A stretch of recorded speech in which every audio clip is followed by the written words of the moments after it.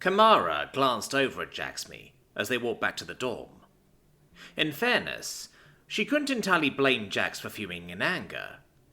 She'd been nearly ecstatic to present the silk samples, the news detailing the shipment, her expectations on startling costuming work, and the gifts for the faculty. But, while several of the girls picked up on the excitement, the response from Shalara and her friends had been less than enthusiastic. I mean, really? Jacksmi threw her hands up in the air as they walked. What ungrateful bitches! Kamara mumbled.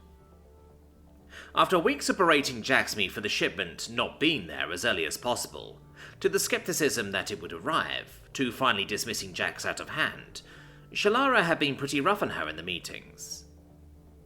And now that Jax had produced, just as she promised, even a shrug would have been better. Instead, Shalara had practically accused Jax, and by extension House Chalksa, of flexing her tits and showing off. Even Tandri had stepped in on that one, in her role as head of the student council. That was a welcome relief. It was the last year for both of them, and while she'd missed Tandri, Shalara wouldn't be a loss.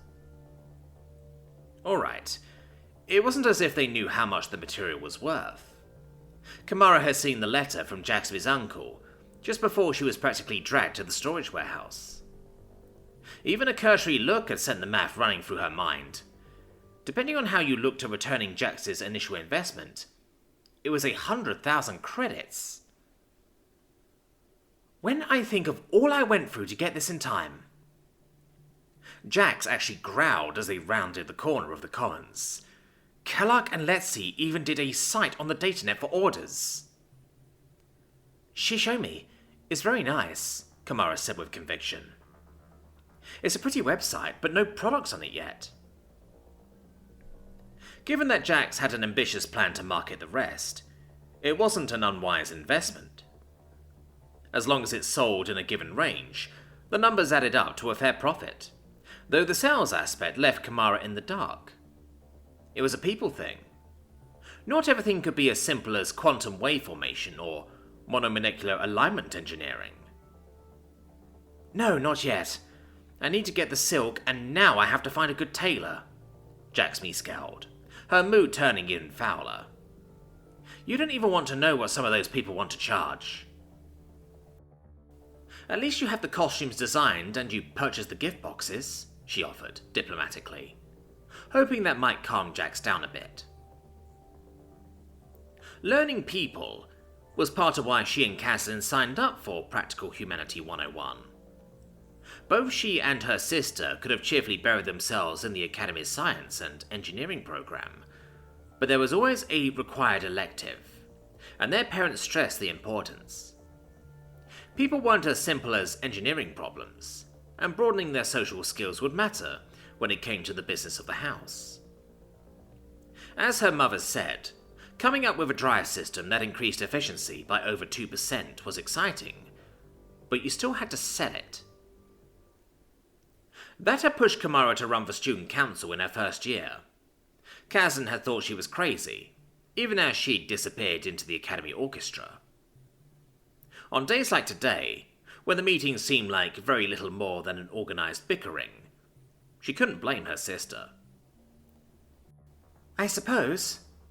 My uncle sent a lot more than I needed, but do you know how much some of those people just want to make a scarf? Jacksmi clutched at her heart theatrically, as they crossed over the green towards the cafeteria. Goddess, Mara, it's just cutting a square. I'm sure there's more to it than that, Kamara offered, hoping to placate her. I mean, they've never even heard of the material, right? How can you expect them to give you a fair price? Signing up for the humanity course with Lynn, she'd known they wouldn't be getting anything truly useful out of it, but they had their idol. It wasn't as if Professor Warwick was going to know them, but still, it was a chance to get some insights into how humans thought. That alone had been thrilling, and it solved the problem of an elective. And then, there had been the gift. Hidden in the back of the container were a few other bits for Jacksmy. The box almost went unnoticed until Jacksmy opened it up, revealing the gift.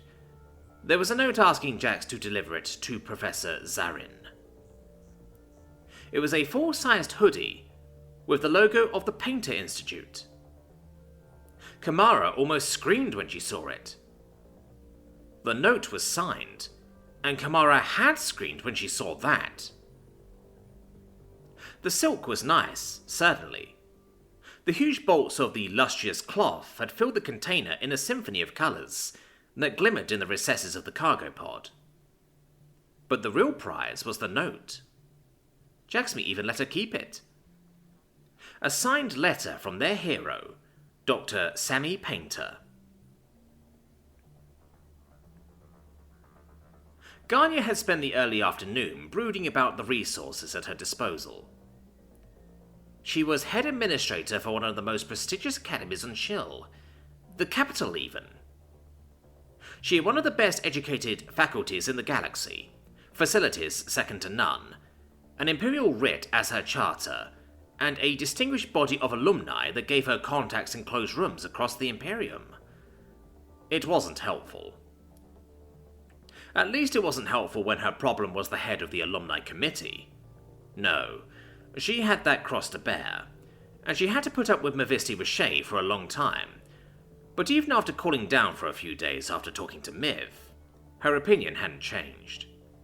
Mavisti had gone too far, and if she was willing to humiliate Garnia's professors and bring calamity on the academy itself, something needed to be done. Garnia found the woman repulsive, and while Miv and Warwick seemed at ease, Garnia wasn't convinced. Mavisti could just as easily change her mind about her daughter, and they'd have gone through all of this for nothing. The sun was setting earlier, but it was still a lovely day in early fall. She gazed out the picture window behind her desk, and as the desk pad chimed, she tapped the comm. "Yes, Pelly?" "Your 3 o'clock appointment with Miss Kellogg-Gulton is here, head administrator." "Is she? I'll be right out." Garnia opened her office door, glancing over as Kellogg looked up expectantly from her seat in the empty office. Holding up a hand, she turned her gaze at her assistant and huffed. "Pelly, I thought I told you to clear my schedule this afternoon." Pelly glanced down at her desk planner innocuously. "Head administrator, I'm sure I don't know what you mean." "No, I don't want to hear any excuses." She held up a hand to forestall anything more. "I need all of my attention to deal with this allegation over Lady Rashay. Why, the very thought that she and her co-wife were out at a club, trying to get Professor Warwick drunk, is unconscionable.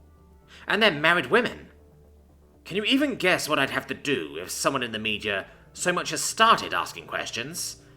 Never mind an actual story, just asking questions. At least the board would consider removing her from the alumni committee on grounds of moral turpitude." "That would be a terrible blow," Pelly nodded, after a moment of contemplation. "The steps would have to be taken." "I'm sure of it too. I mean, if it was capital news, I'd likely have a word with Zephyris Halreva. She was such a fine student. And she's doing so well as senior editor. I'm certain she'd stop all of this before it actually came to anything. Even so, just the thought of it has to be driven to distraction. Just a few questions, not a story. And the scandal would force the board to call in Lady Rashay." Garnia leaned against the door plinth, as if she was shouldering the weight of the world. "To think that we're doing all of this to protect her daughter, too. We simply can't afford for an actual story to go out." "Certainly not. Not that it would ever come from this office. After the spectacle we've heard about at that club. What was it? Oh, yes, the Aquarium Club.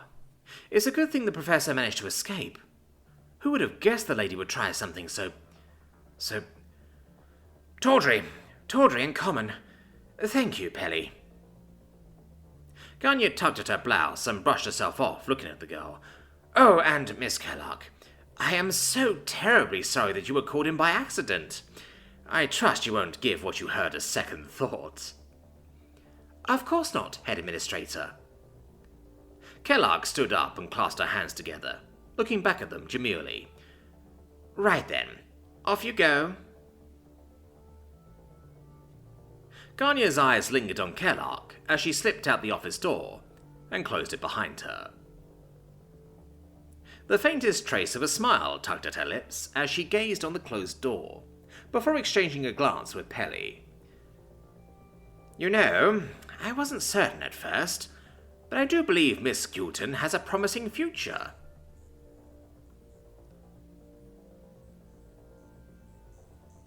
Hope closed the door of her office and leaned her back against it, letting go a long, slow sigh, along with some of her tension. It wasn't a big office, scarcely more than a broom closet by Chavanti standards, but it was hers, and only hers. Not even family would enter unannounced, so it had become her sanctum. Right now, she needed it. The date had gone quite well. Belder had arrived early, but not so early as to appear overeager or catch them off guard. She brought small gifts for both Liam and Hope.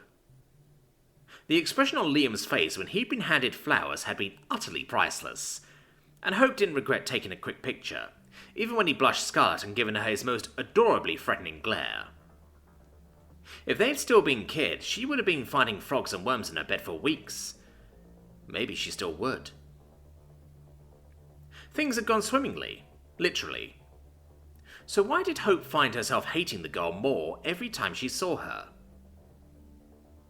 She'd done her best to keep it under wraps, playing the role of aloof family matriarch indulgently, watching the kids having fun. She thought she'd been successful. Liam disabused her of that notion once Belder had left. What the hell crawled up your ass and died, Hope? He'd hissed in English, still a little more comfortable in it than chill. Belder's great, and you kept giving her looks like she just crawled out from under a rock. Hope was ashamed to admit she didn't know. Belder was great, attentive and thoughtful and sweet, with all that innocent charm one could only expect from a farm girl from Space Kansas, Willist, and had been on her best behaviour. Oh, she might be a noble, but there was none of the arrogance of a Cornwall brat to her. But something was bothering Hope. Worse, she couldn't figure out exactly what. It wasn't like Belder had a hand in the liberation of Earth or any of the horrors that had followed. She had probably been blissfully ignorant of the whole mess, and probably still was. The surge of bile in Hope's gut made her flinch. Maybe that was the problem. Belder didn't know, possibly didn't care, but all the tragedies, small and large, had been kept under wraps by the Imperium, trying to make it look like nothing was wrong. She couldn't know. She hadn't been allowed to. She probably thought it was a great thing since it brought Liam to her, in a long, roundabout way. Hope's back slid down the door as she sat on the floor, starting to cry. God damn it. She needed therapy. More therapy.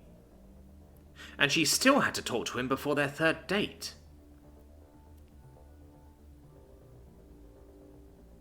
Desi stared at the return reply on her Omnipad.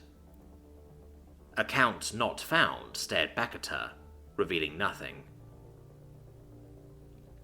It was hard to imagine, and had been chasing around her thoughts for days now.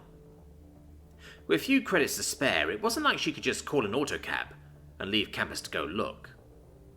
That cost credits, and while there was the school fund, the necessities fund, and the keeping up appearances fund, eating out at human food 3 times with the girls was making her a bit strapped. Taking an autocab out to Selentori and back would cost money she simply didn't have. There had to be a reasonable explanation. Even if she didn't know what it could be, she had to find out. Professor Warwick was offering a whole new degree to help her. Professor Pelavon has stepped in to work with her student advisor, and the head administrator herself had stepped in to keep her at the academy. They had done so much for her already, but if her fears were true... And I'm telling you, Mara, Those tailors want blood money, Jacksmi said, as she and the twins came into the cafeteria. Deshin closed down her omnipad and tried to banish her worries, as they waved and headed over to her table. Jacksmi sat down on her left, as the twins settled down into the chairs on the other side of the table. Mara, she suspected it was Mara from what Jax had said, was clutching a folder to her chest that her sister kept peering at enviously. What's going on? I just got back from the student council meeting with Mara. I gave them nothing but good news, but now some of them are stuck on us having a tailor. I can't find one yet, Jax replied wearily. Oh, and these two are having conniptions over an autograph.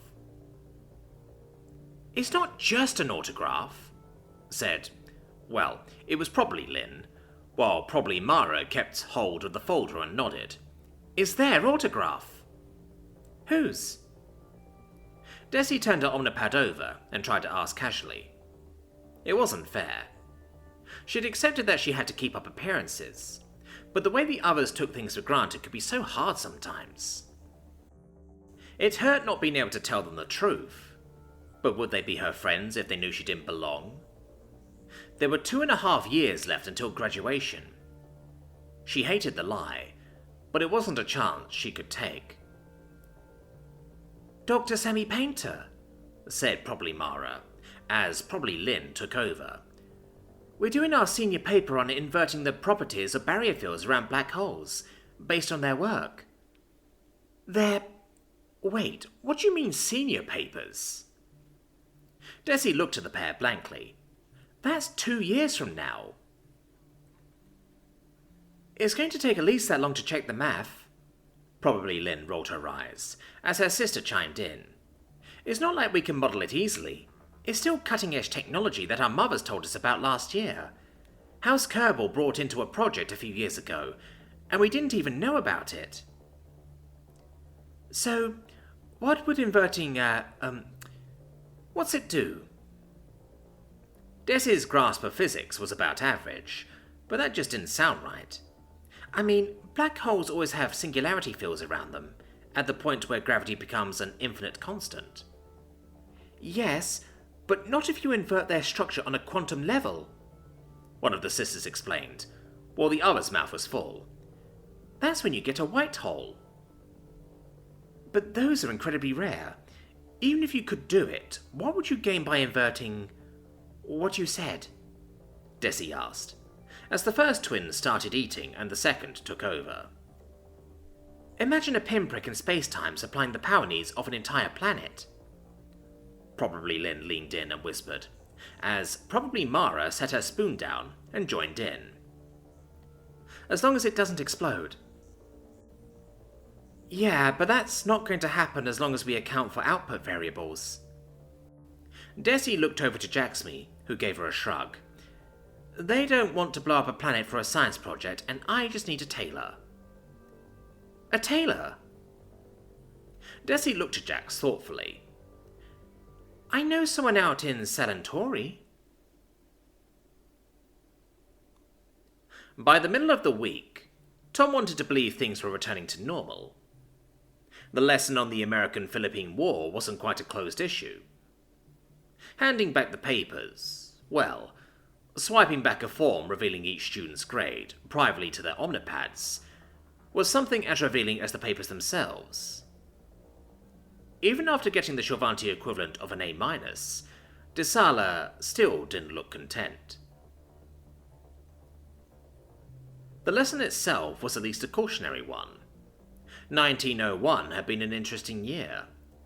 The Japanese signed a military accord with England that, in a few years, would catapult them into the limelight as a world power in the Russo-Japanese War. It was a lesson he pressed home, without foreshadowing everything that would come of that in the following decades. The Second Boer War broke out, and given the time he had spent on the first, only 2 weeks ago, it was worth going into that one. He tried to gloss over the recurring theme of human warfare, though it was impossible to deny it was a persistent spectre in human history. At least the Shorvanti hadn't had clean hands when they united their planet. On a positive note, the anti-Cathera mechanism was discovered in the waters off Greece. A mechanical computer of incredible complexity. He and Miv had their share of talks on what might have been. Even if he didn't go down that road, he still threw it in. The mechanism was an engineering marvel, and it was worth watching the twins perk up and ask for more information. Ending the lesson, he saved the best for last. Earth's first science fiction film, A Trip to the Moon, was released in France. While it wasn't a major event, it made a fun footnote. He thought of Johannes Kepler's book, The Somnium. And only 20 years later, Cyrano de Bergerac's comical history of the states and empires of the moon. If they could only see him now. Right, that's it for today's lecture. He folded himself back against his desk and looked up to the girls.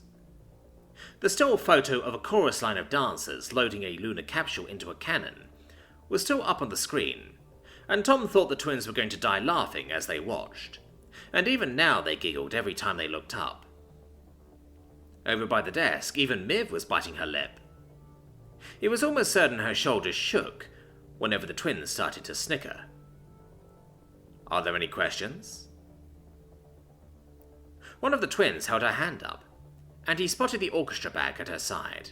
Yes, Miss Caslin.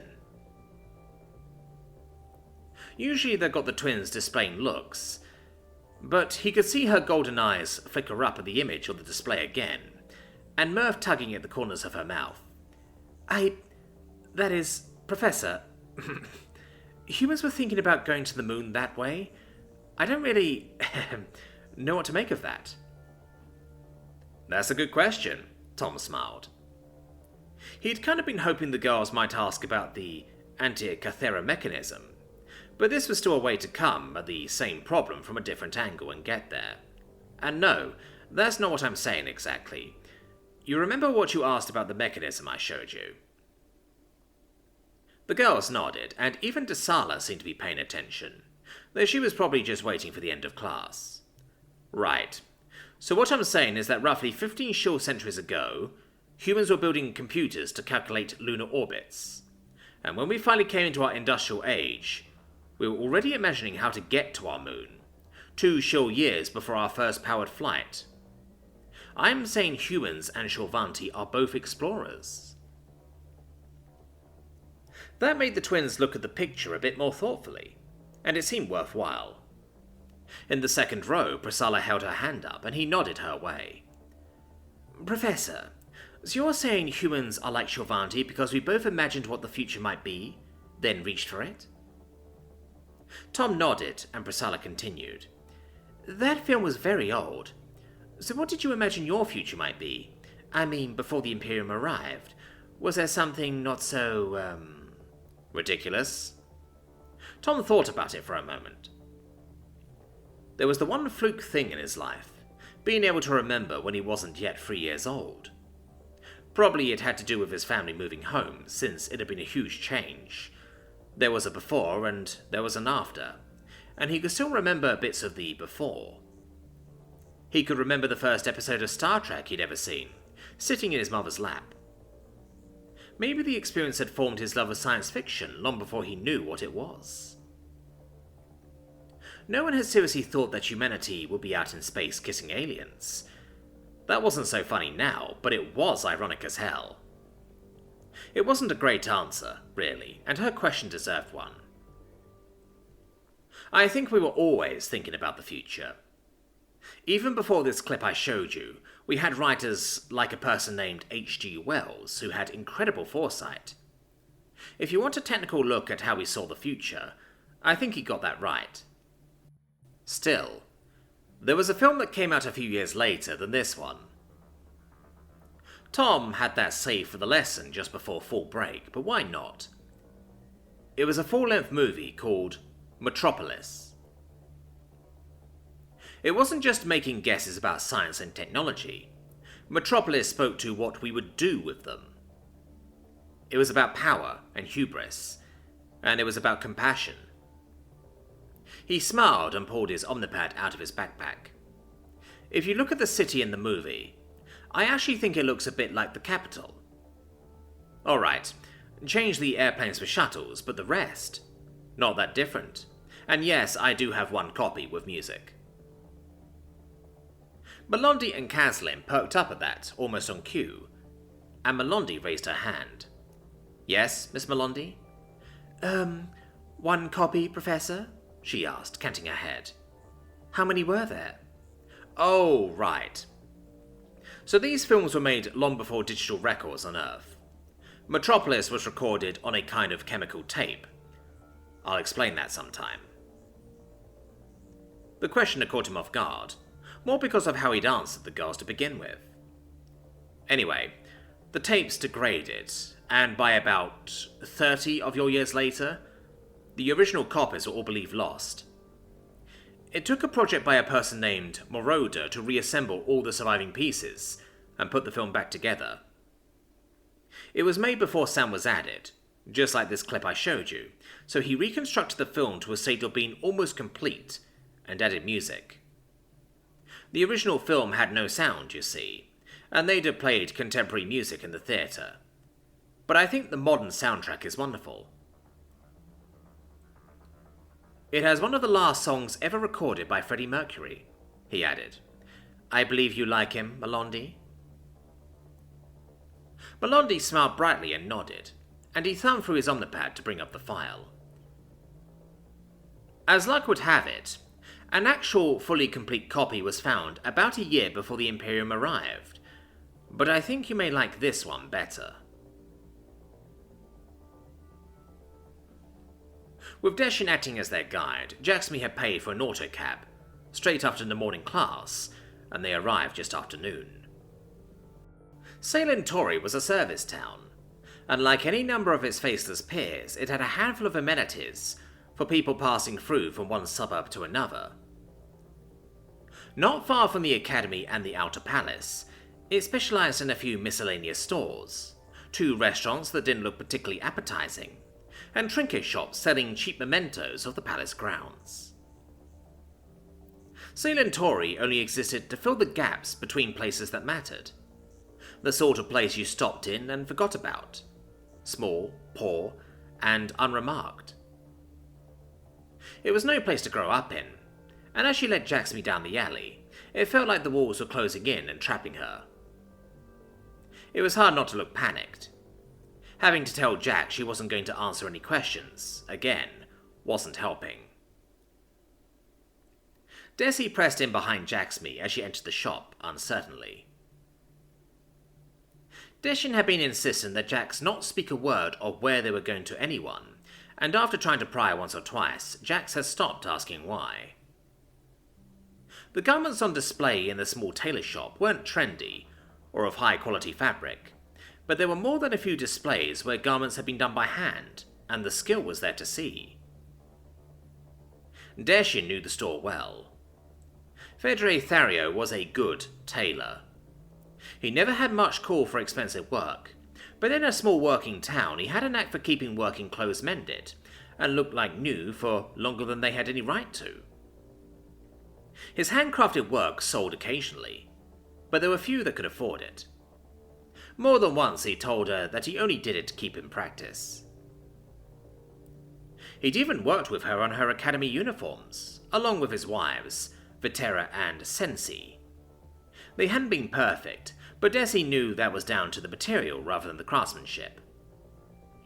To her practiced eye, Jacksmi's academy clothes radiated money just by their fabric, while hers was only close enough to pass.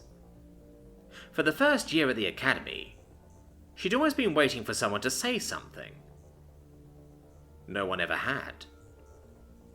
Alright, there had been a couple of odd looks, as if something was off, but they couldn't quite put their finger on what it was. As soon as she'd been admitted, she spent some of her hard-saved funds on a couple of loud academy sports jerseys, and wore them over everything else, hiding away in plain sight. Over the summer break, she spent every moment she could here, picking apart her uniforms with Feda's help, fixing any mistakes and studying the rest of the time. She shared what she had with Feder and his wives, helping out at the shop and doing all she could to lend a hand. It had kept her away from her co-mothers, and that was no small blessing. Mother the Tsar and Mother Sylvis made nasty remarks. It seemed Fender had been partial to Deshin's mother a long time ago. It made her even more thankful, and kept her out of the apartment even more. "Hello, I'll be right there," Feder called out, as they moved towards the back of the shop. She could hear the bustle of activity. Feder stepped out from behind the curtain that sectioned off his workroom and looked at the two of them. Deshin shook her head minutely as he caught her eye. "Mr. Thario." She stepped forward with her fist outstretched. "I hope you remember me. It's Deshin Tersema?" Feder's expression wavered before he bumped fists and nodded, and she felt a surge of relief. It looked cordial, and she felt her confidence soar. "Please, allow me to introduce a good friend of mine, Jaxmi of House Chalksa. I remember my mother's telling me how very good your work is, so when Jaxmi told me of a problem, I knew we ought to come and see you." "Ah!" Feder bumped fists with Desi, then stepped over and drew himself up to his full height, just under Jax's chest, reaching up to offer his fist.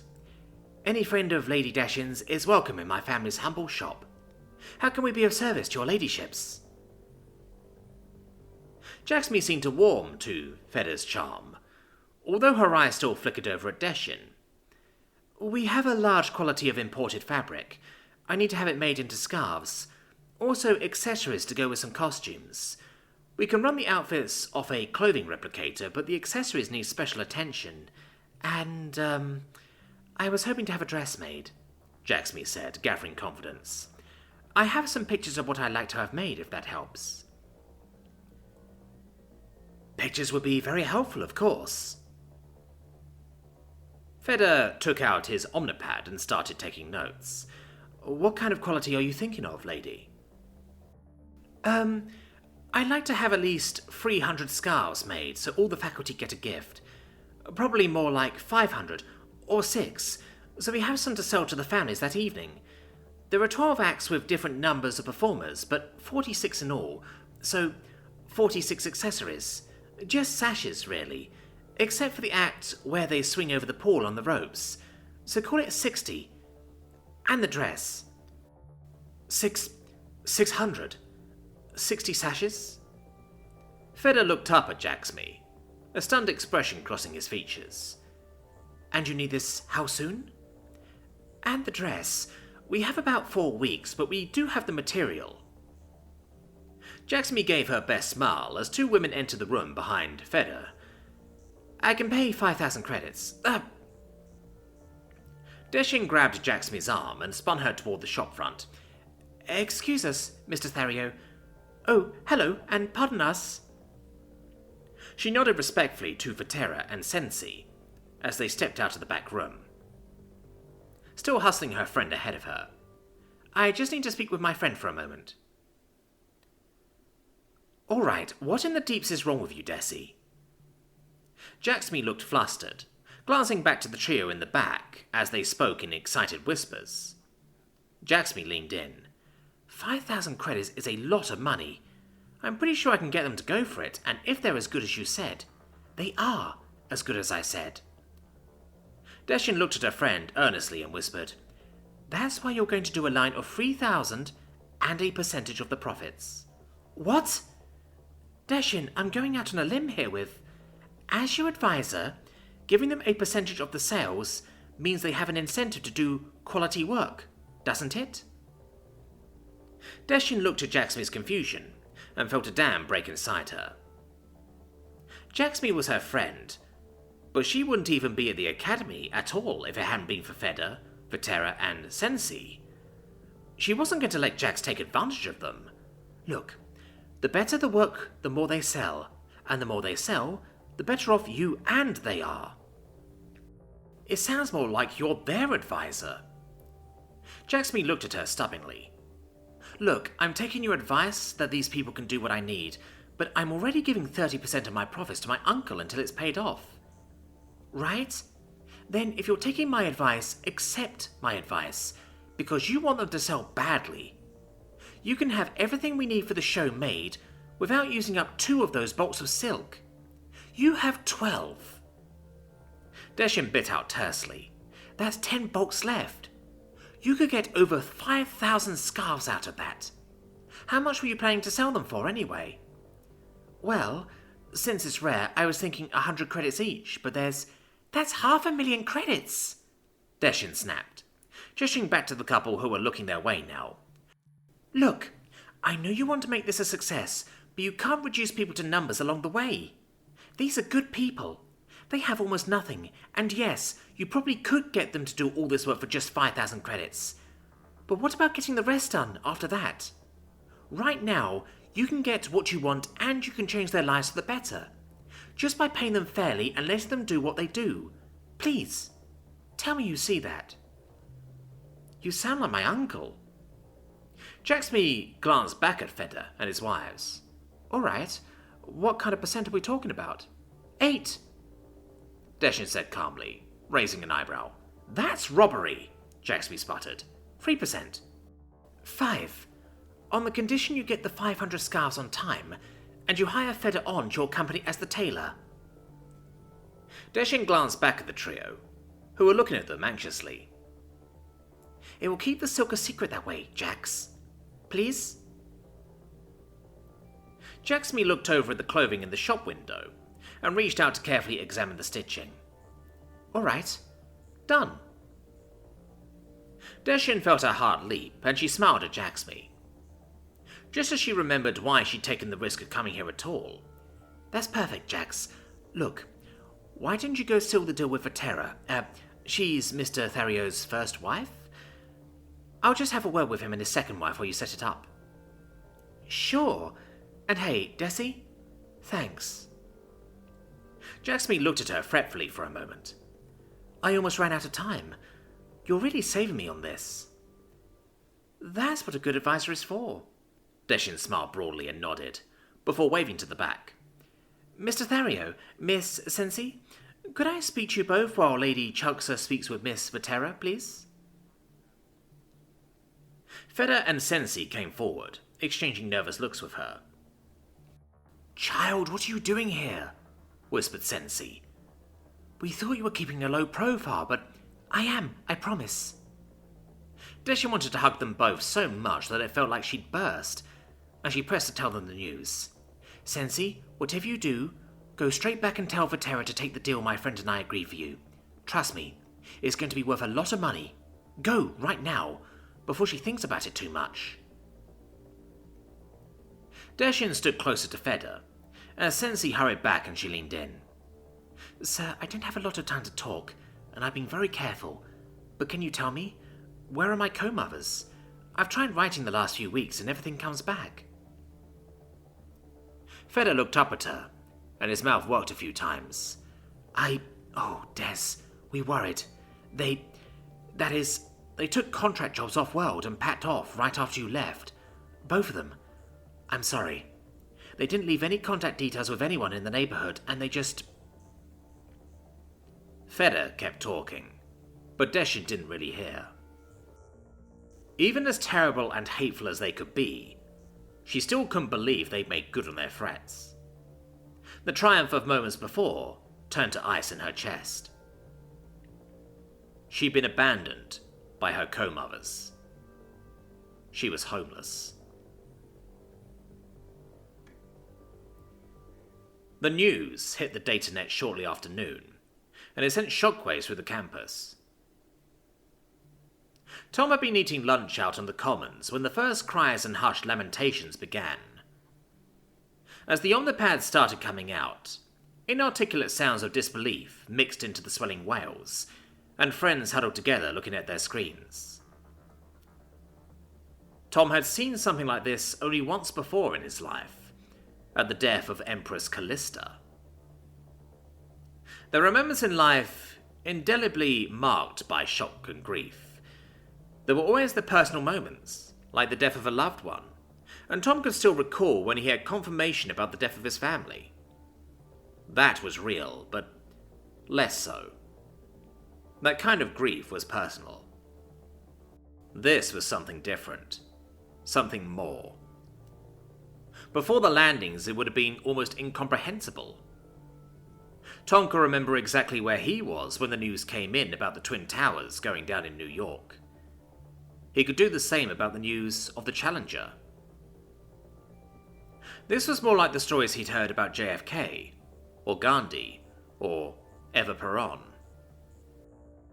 It wasn't over an event, but a person, and so real that it was almost tangible. It was shock and horror and disbelief before the pain took over, and tore at the hearts and souls of those experiencing it. It was a communal grief.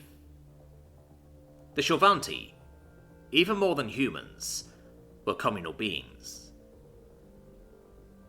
Princess Kalandri Tessu, beloved second daughter of Empress Kamalesh, Duchess of Shil, and heir to the Shorvanti Imperium, was dead. While the details were still coming in, the Shorvanti all around him were in mourning. Tom left the commons shortly after the news hit. It was too raw, too real, and yet it was too far removed. It wasn't something he could share in, too alien to his sensibilities. He understood what was happening, and had seen it on Earth for the death of Empress Callista, yet it was still too foreign. This was their grief, and he wasn't a part of it. If a stranger had been in Argentina at the death of Eva Peron, he might have felt the same. The sheer devastation at the loss of a spiritual symbol of a nation, as seen through the eyes of a foreigner, and these were Shorvanti. Without a doubt, there was a strange dualism in how they looked upon their nobility, but the Empress was something more. Something other. No mere noble, the Empress was beloved as a spiritual figure, as well as a political one. And she had just lost her child. There was a story of a Zen blessing. A rich man asked the Zen master, Sengai, for a blessing for the happiness and prosperity of his family. Sengai took a large sheet of paper and wrote, "Father dies, son dies, grandson dies." The rich man became angry when he read it and said, "I asked you to write a blessing for my family. Why did you make such a joke as this?" "No joke is intended," Sengai replied. "If before you yourself die, your son died, this would grieve you greatly. If your grandson should pass away before your son, you would both be heartbroken. If your family, generation after generation, passes this way, that is the natural course of life, and you will have prosperity instead of grief." He understood that all too well. No parent should outlive their children. The Shorvanti were in mourning, but far more than for themselves. They mourned for their Empress. Walking out to the biology building had seemed like the best idea. The chess club didn't exist as anything but a footnote. Wherever Mivere was, he needed time to think about this. When Callista had passed away before her time, he'd been on Earth, and hadn't known any Shorvanti personally. He needed to process this, and find the right words. He heard the sound of tears before he saw the girl, hunched against the base of the tree, clutching her omnipad. Her shoulders rocked as she wept in her grief. Tom walked around the tree slowly, recognizing her. Not just a student, one of his students. Oh. Hey there. These girls had no family here. There was no going home to share and mourn, only each other.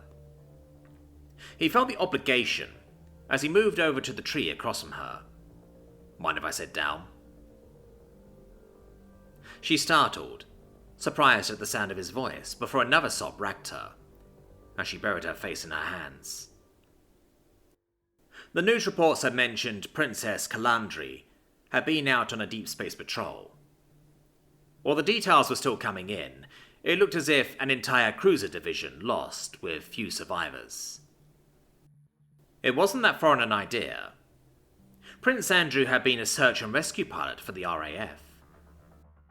What would have happened if his chopper went down?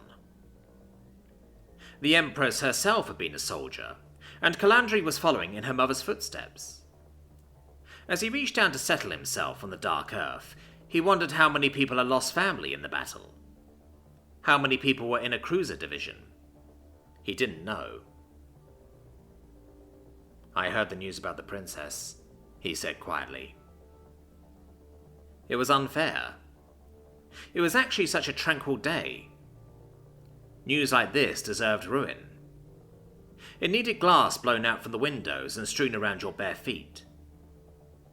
It should be ruin and smoke and desolation strewn all about you when your world fell apart, like it had for him. Instead, she was facing the loss of a loved one on a clear fall day, with a soft wind blowing through the trees.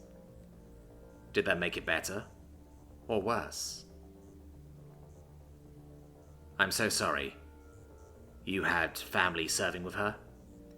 "She was my sister." The words were choked out between sobs. "Oh." She was serving on the cruiser with the princess?